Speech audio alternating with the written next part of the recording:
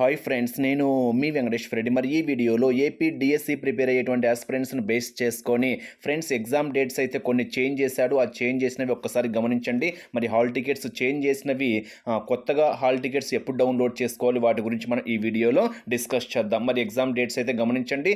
అదేవిధంగా మన ఛానల్ డిఎస్సికి సంబంధించింది కాబట్టి సబ్స్క్రైబ్ చేసుకోవడం మాత్రం మర్చిపోవద్దు. వీడియోకి వచ్చిన లైక్ చేయండి. మన ఎంవీఆర్ ఫ్రీ వాట్సాప్ గ్రూప్లో జాయిన్ కావాలి అనుకుంటే ఈ వీడియోలో మీకు డిస్క్రిప్షన్లో ఫ్రీ వాట్సాప్ గ్రూప్ లింక్ ఉంది, జాయిన్ కాగలరు. ఫ్రెండ్స్, మన ఛానల్లో డిఎస్సికి సంబంధించినటువంటి అన్ని వీడియోస్ అన్ని ఫ్రీగా ఇచ్చాము.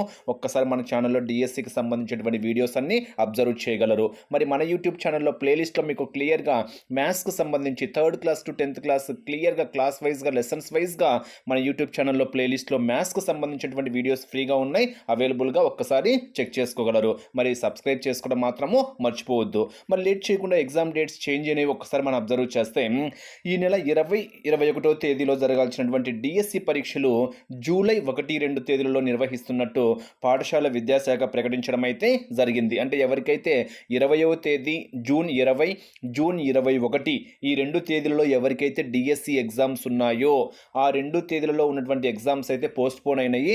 ఆ ఎగ్జామ్స్ ఎప్పుడు నిర్వహిస్తున్నారు అంటే జూలై 1వ తేదీ 2వ తేదీ నిర్వహించడం అయితే జరుగుతుంది. మరి దీనికి సంబంధించినటువంటి హాల్ టికెట్స్ ఎప్పుడు డౌన్లోడ్ చేసుకోవాలి?